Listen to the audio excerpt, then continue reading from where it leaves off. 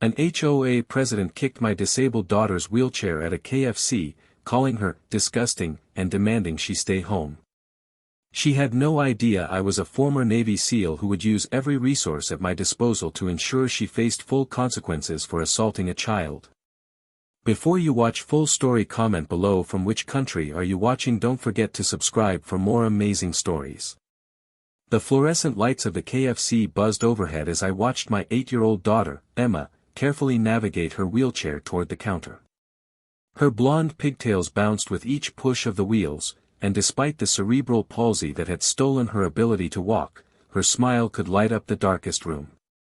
"Daddy, can I get the popcorn chicken today?" she asked, her voice filled with innocent excitement. "Anything you want, princess," I said, my heart swelling with love. Being a single father wasn't easy, especially after losing my wife Sarah to cancer 3 years ago, but Emma made every struggle worth it. I'm Jake Morrison, former Navy SEAL, turned software security consultant. The discipline and training never left me, but these days my missions involve protecting my daughter and building a quiet life in our suburban neighborhood. The KFC was moderately crowded that Tuesday evening. We had just come from Emma's physical therapy session, and she had worked so hard that I wanted to treat her to her favorite meal. The smell of fried chicken filled the air, mixing with the chatter of families and the clinking of trays. As Emma wheeled closer to the counter, I noticed a woman in her late 40s standing near the napkin dispenser. She wore expensive athleisure wear, oversized sunglasses perched on her head despite being indoors, and carried a designer purse that probably cost more than my monthly mortgage. Her lips were pressed into a thin line of perpetual disapproval as she scrolled through her phone, occasionally huffing with impatience. Emma's wheelchair accidentally bumped into the woman's leg, barely a touch, as she tried to position herself to see the menu better. It wasn't hard, just the gentlest contact as Emma maneuvered in the tight space. "Watch where you're going," the woman snapped, her voice sharp enough to cut glass. Several nearby customers turned to look. Emma's eyes went wide with surprise and hurt. "I'm sorry, ma'am. I didn't mean to." "You didn't mean to," the woman interrupted, her voice rising with each word. "Your parents need to teach you some manners and keep you under control. This is unacceptable."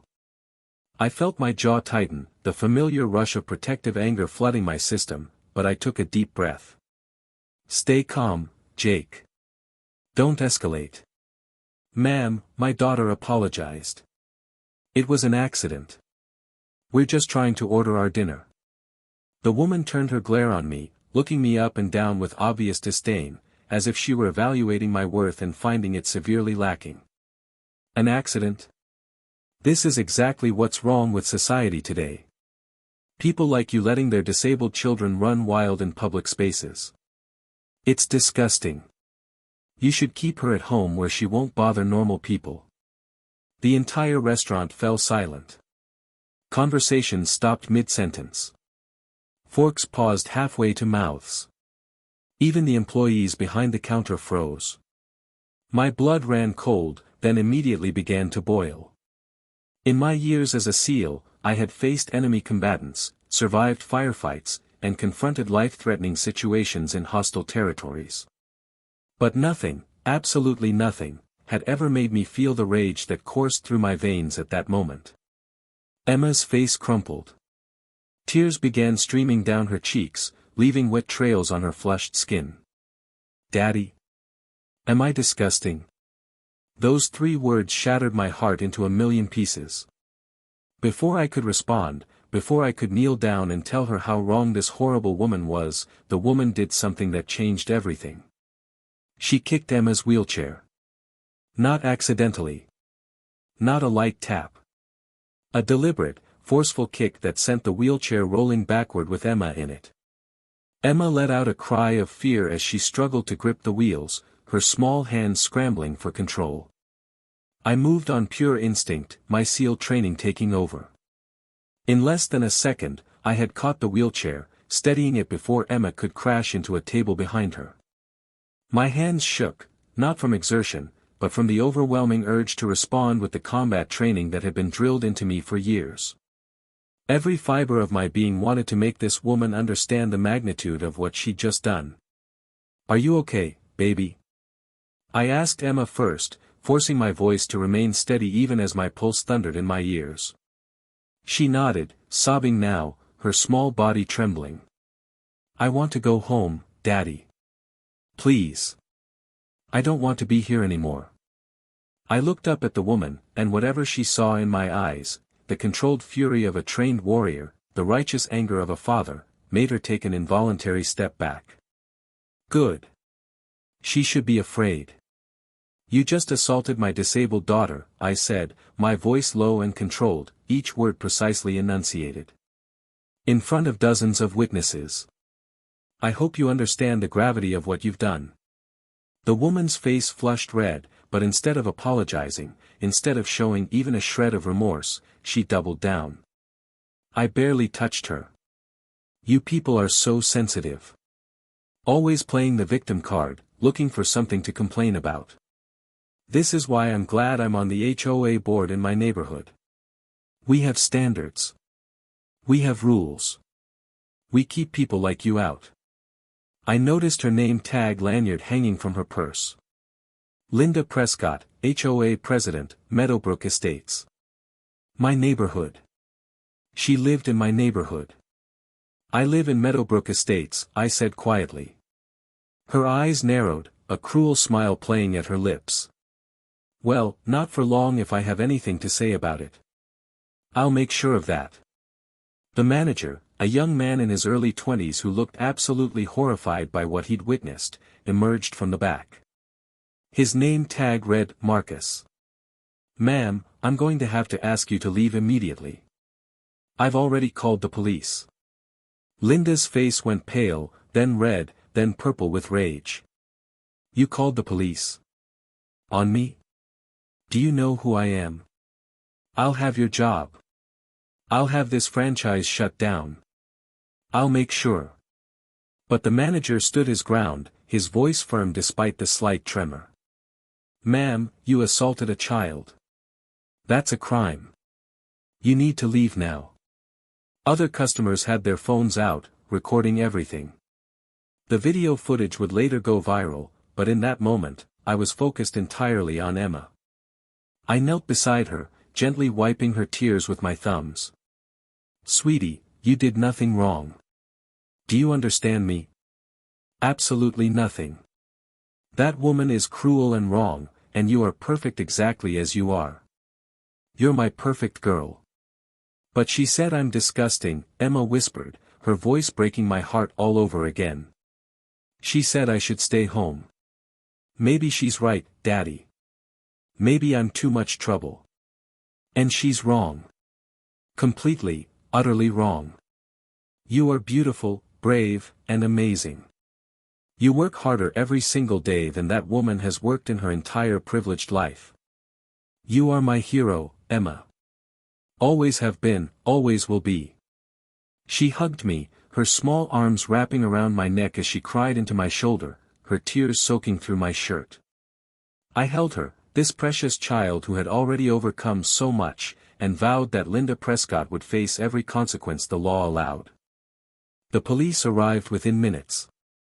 2 officers entered with professional efficiency. The female officer, Officer Rodriguez, immediately approached us with a kind smile. "Hi there, sweetheart. Can you tell me what happened?" Emma, still sniffling, explained what occurred. The officer listened carefully, her expression growing darker with each detail. The male officer spoke with Linda, who had shifted into full victim mode. "Officer, this man has been threatening me. His daughter ran into me with her wheelchair, and when I politely asked them to be more careful, he became aggressive." The officer looked unimpressed. "Ma'am, we have multiple witnesses and video footage from security cameras. Would you like to revise your statement?" Linda's mouth opened and closed. "I want to speak to your supervisor." "You'll have that opportunity. Linda Prescott, you're being charged with assault on a minor and child endangerment." "What? This is ridiculous. I'm a respected member of this community. I'm on the HOA board. That doesn't give you the right to assault children, ma'am, Officer Rodriguez said.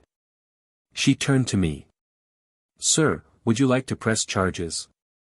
I looked down at Emma. Yes. Absolutely yes. Linda was handcuffed, still protesting. As they led her out, she turned back to shout. You'll regret this. I'll make sure you're evicted. I'll ruin your life. At home, I made Emma her favorite meal. She picked at it quietly, her usual spark dimmed. Daddy? Why do some people hate me? I moved to sit beside her. They don't hate you, baby. They hate themselves. People like that woman are so miserable inside that they need to hurt others to feel powerful. But their hate says everything about them and nothing about you. But what if she's right? What if I am too much trouble? Tears burned in my own eyes. Emma, look at me. You are not too much. You are not a burden. You are my daughter, and you are perfect. Do you know what I see when I look at you? I see courage. Every day, you face challenges that would break grown adults. I see kindness. Even after what happened today, I bet if that woman apologized, you'd forgive her. I see strength that most people will never have. You are a warrior, Emma. She hugged me. I love you, Daddy. I love you too, Princess. That night, after Emma fell asleep, I made calls. First to my lawyer, David Chen, who had served with me in the Navy. Jake, it's 11 at night. I told him everything. We're going to bury her legally, completely, and thoroughly. My second call was to Marcus, a former SEAL now working in private investigation. I need everything you can find on Linda Prescott. 3 days later, I sat with the Meadowbrook HOA board members. They had all watched the video footage. They looked horrified. Mr. Morrison, began Thomas Whitfield, the vice president. We want to apologize. What happened to your daughter is unacceptable. Linda's actions do not represent our values. Where is Linda now? I asked. She's been placed on administrative leave pending the criminal case, explained Jennifer Martinez, the treasurer. Not good enough, I said firmly. She assaulted my 8-year-old disabled daughter. Emma won't even use her wheelchair now because she's afraid. She cries every night. She thinks she's disgusting. I want Linda removed from the board immediately. I want a formal apology issued to Emma. I want anti-discrimination training implemented. And I want to make sure no other child ever feels unwelcome in this neighborhood. Thomas nodded. Done. All of it. We'll vote today. The vote was unanimous. Linda Prescott was removed as HOA president immediately. Marcus called later that week. Jake, Linda has been embezzling from the HOA funds for 2 years. Approximately $47,000. I smiled grimly. Forward everything to my lawyer and the police. The criminal case moved forward quickly. With video evidence, multiple witnesses, and Linda's own statements caught on camera, her lawyer advised a plea deal. She was sentenced to 2 years probation, 300 hours of community service working with disabled children, mandatory anger management classes, and ordered to pay restitution for emotional distress to Emma. The embezzlement charges added 5 years probation and full financial restitution to the HOA. But the most devastating punishment was public opinion. The video went viral. Millions watched her kick a disabled child's wheelchair. Her face became synonymous with entitled cruelty. She lost her job. Her friends abandoned her. Her reputation was destroyed. The real focus remained on Emma's healing. I enrolled her in therapy with Dr. Sarah Nguyen, a child psychologist specializing in trauma. Your daughter is resilient, Dr. Nguyen told me.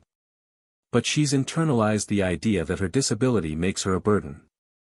We need to rebuild her self-worth. I connected Emma with other children who used wheelchairs through an adaptive sports program. I watched as she played wheelchair basketball, her face lighting up with joy. 2 months after the incident, the doorbell rang. I opened it to find elderly neighbors, the Johnsons, with a gift-wrapped box. "We saw what happened to your daughter. We wanted to give her something."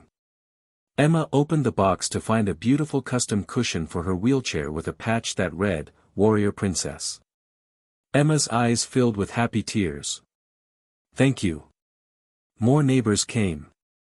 The Martinez family brought cookies. The Patels invited Emma to their daughter's birthday party. Our community showed Emma that she belonged, that she was valued. 3 months later, the new HOA board asked to honor Emma at the community summer barbecue with a service award for her bravery. "I want to do it, Daddy," Emma said. "Maybe if other kids see that I'm not afraid anymore, they won't be afraid either." At the barbecue, Emma wore her favorite purple dress. Thomas Whitfield told Emma's story respectfully, explaining how her courage had led to positive changes. New accessibility policies were in place. Discrimination training had been implemented. When Emma rolled up to accept her plaque, the entire community gave her a standing ovation. Children came running up afterward, wanting to see her wheelchair, asking if they could be her friend. Emma was glowing.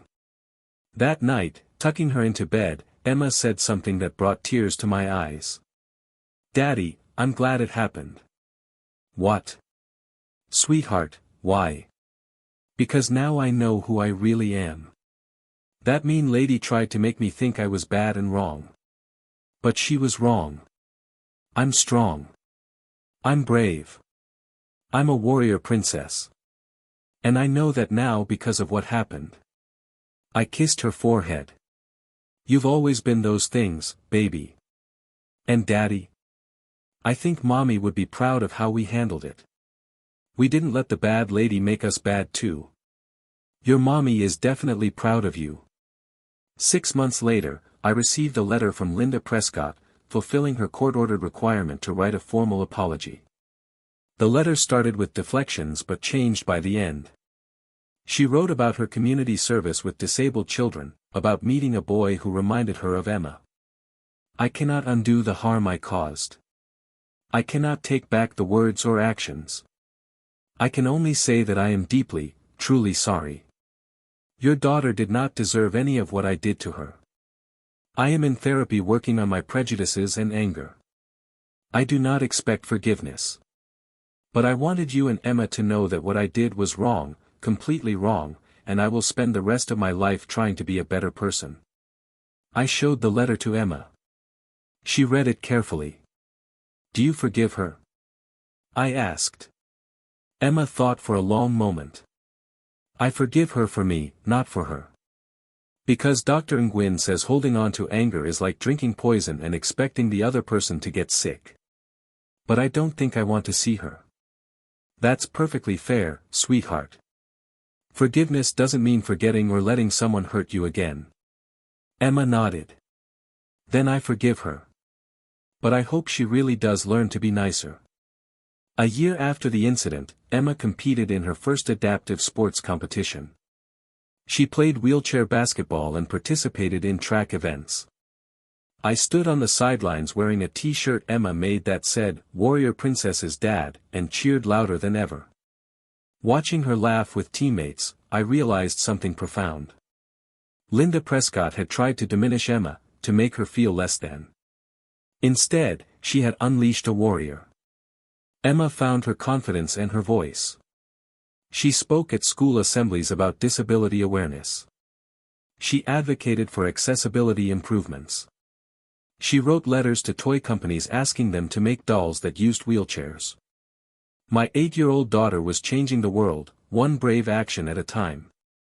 On the second anniversary of the incident, Emma asked if we could go back to that KFC. "Are you sure, baby?" "I'm sure, Daddy. I want to thank the manager who helped us."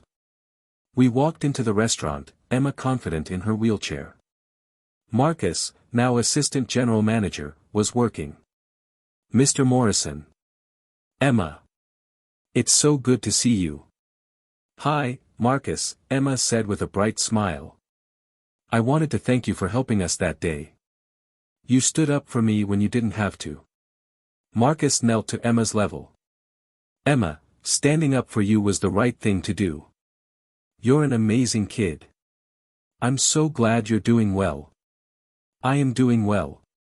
I play sports now, and I have lots of friends, and I'm not afraid anymore. That's what I like to hear. Lunch is on me today. What would the warrior princess like? Emma giggled. Popcorn chicken, please. As we ate, surrounded by normal restaurant sounds, I reflected on our journey. What Linda Prescott meant for evil had become a catalyst for growth and change. Emma learned she was strong enough to face cruelty and overcome it. I learned that being a warrior wasn't just about physical strength, but emotional courage. Our community learned that standing together made them stronger. That evening, driving past the park where Emma would play basketball the next day, she said something that captured her journey perfectly. Daddy, I used to think being in a wheelchair made me different in a bad way. But now I know it just makes me different in a different way. And different is okay. Different is more than okay, princess. Different is beautiful. She smiled and looked at the sunset. I wish Mommy could see me now. She can, baby. And she's so proud of you. Emma squeezed my hand. I'm proud of us too, Daddy. We make a good team. The best team. As we pulled into our driveway, neighbors waved. Emma waved back enthusiastically, no longer the scared girl who had been attacked, but a confident young person who knew her worth. That night, tucking Emma into bed, she asked me to tell her the story again. And then what happened, she asked, knowing every word. And then the manager called the police, and the bad lady faced consequences. But more importantly, you showed everyone how strong and brave you are. You showed them that being different doesn't mean being less. You showed them that a warrior princess can roll on wheels and still conquer the world. Emma smiled sleepily. And we showed them that kindness is stronger than meanness. That we did, baby. As she drifted to sleep, I sat beside her bed, thinking about how close we had come to running from hatred instead of standing against it. I thought about Linda Prescott and whether she had truly changed. I hoped for the former, for her sake and for any children she might encounter. But mostly, I thought about Emma, about her resilience and courage, about how she had taken something meant to break her and used it to become stronger. In my years as a Navy SEAL, I had been trained to face any enemy, overcome any obstacle, complete any mission. But nothing prepared me for the pride I felt in being Emma's father, watching her navigate a world that wasn't always kind, and doing it with grace, strength, and an open heart. The next morning, Emma had a speaking engagement at a local elementary school about disability awareness and anti-bullying. As I helped her prepare, I marveled at how far she had come. Nervous? I asked. A little. But good nervous. Like excited nervous. At the school, 200 children watched as Emma rolled onto the stage. Hi, my name is Emma Morrison, and I use a wheelchair because of cerebral palsy. 2 years ago, a mean lady kicked my wheelchair and said I was disgusting and shouldn't be in public places. Today, I'm going to tell you why she was wrong, and why being different is something to celebrate, not hide. The children were captivated. Emma shared her story with honesty and vulnerability, but also with strength and hope. She talked about standing up to bullies, the power of community, and how one person's cruelty had sparked a movement of kindness. When she finished, the auditorium erupted in applause. A little girl in the front row raised her hand. Aren't you scared of mean people? Emma smiled. Sometimes. But my daddy taught me that brave doesn't mean you're not scared. Brave means you do the right thing even when you're scared. And I'd rather be scared and brave than safe and silent. The presentation ended with Emma leading the school in a pledge to stand up against bullying and discrimination, to celebrate differences, and to create a world where everyone feels welcome. As we left, the principal stopped us. Emma, that was one of the most powerful presentations we've ever had. Would you speak at other schools? Emma looked up at me. Can I, Daddy? If that's what you want, Princess, then absolutely. Over the next year, Emma spoke at 12 schools, 3 community centers, and 1 city council meeting advocating for accessibility.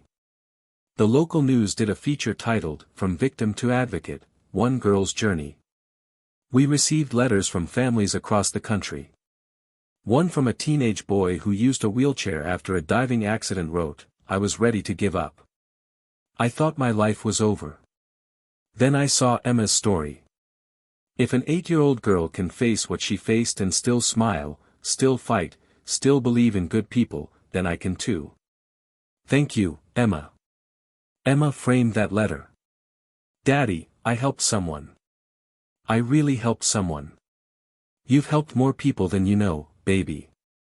3 years after the incident, Emma was invited to speak at a national disability rights convention. At 11 years old, she was one of the youngest speakers ever invited. Backstage, she looked up at me. Daddy, do you think Mommy would be proud? I knelt and took her hands. Emma, before she died, your mother made me promise that I would never let you think your disability defined you. She made me promise I would raise you to be strong, to be kind, and to change the world. Baby, you've done all that and more. Tears rolled down Emma's cheeks. I miss her so much. I know, sweetheart. But she's with us. In your courage, in your compassion, in every life you touch. Emma's name was called. She wiped her tears, straightened her shoulders, and rolled onto that stage like the warrior princess she was. She spoke for 20 minutes about her journey, about facing discrimination, finding strength in community, and refusing to let anyone else define her worth. The audience of hundreds gave her a standing ovation. As we flew home, Emma leaned her head on my shoulder. Daddy, do you think what happened at KFC was meant to happen? I considered carefully. I don't know if it was meant to happen. But I do know that you chose what to do with it. You chose to grow instead of shrink. You chose to speak instead of hide. You chose to help others instead of just nursing your wounds. That wasn't fate, baby. That was you. But you helped me. And Dr. Nguyen, and our neighbors, and everyone. That's true. But you had to choose to accept that help. You had to choose to trust again. You had to choose courage when fear would have been easier.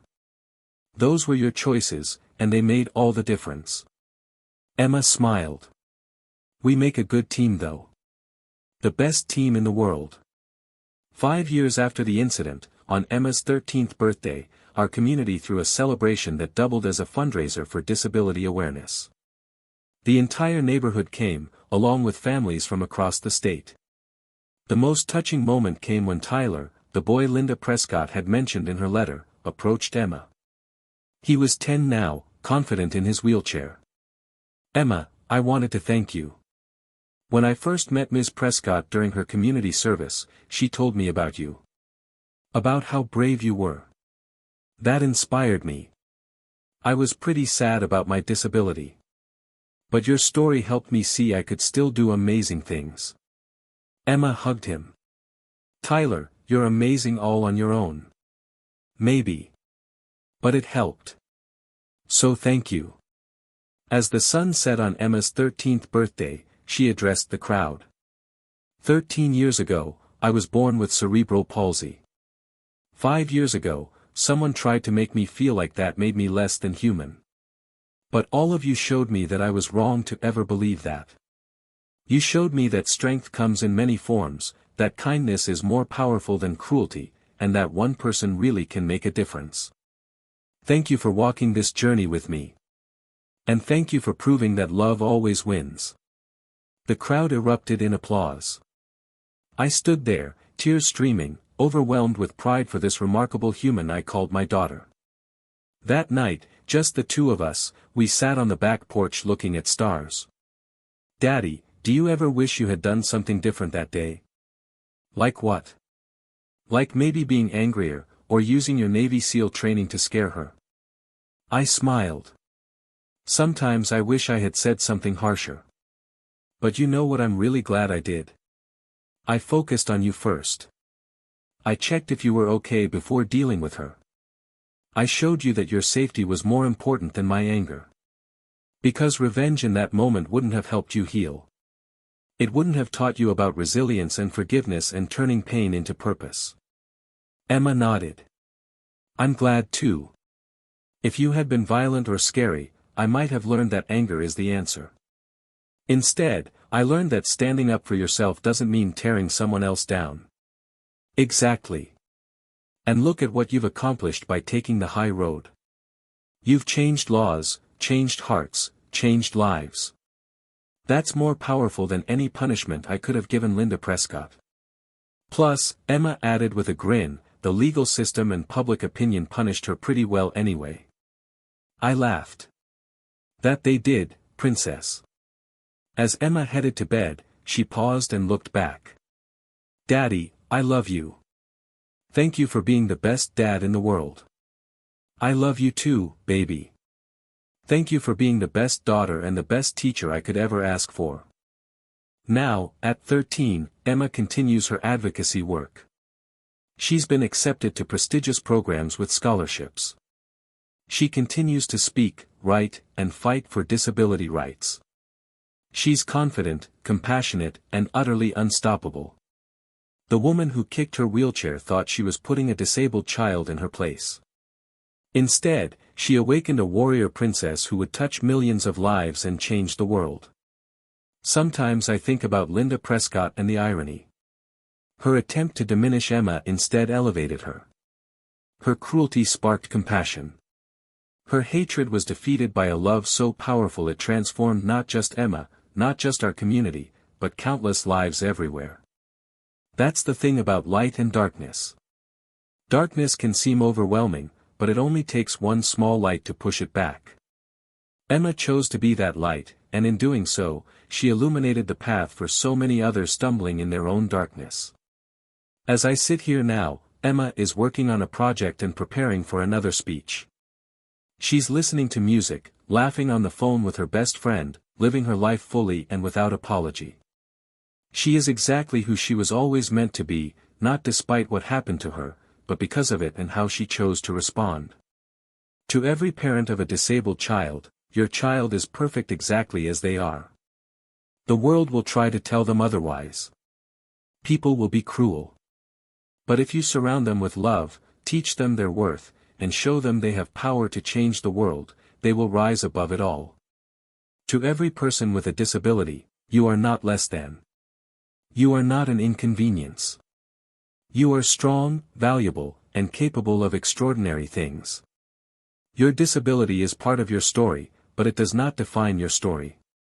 To anyone who has discriminated against someone with a disability, I hope Linda Prescott's journey shows you that change is possible. It's never too late to confront your prejudices and become a better person. Don't wait for consequences. Choose kindness today. And to my Emma, my warrior princess, my hero, thank you for teaching me what real strength looks like. Thank you for showing me that forgiveness is not weakness but power. Thank you for taking the worst moment of your young life and transforming it into a force for good. Your mother and I are so incredibly proud of the woman you're becoming. The day a Karen kicked my disabled daughter's wheelchair at KFC was the day I learned that my daughter didn't need me to be her protector. She needed me to be her supporter, her cheerleader, her steady presence while she found her own voice and strength. And she did. Oh, how she did. This is our story. This is how hate failed and love won. This is how one moment of cruelty sparked a lifetime of advocacy. This is how a little girl in a wheelchair became a force of nature that changed the world. And we're just getting started.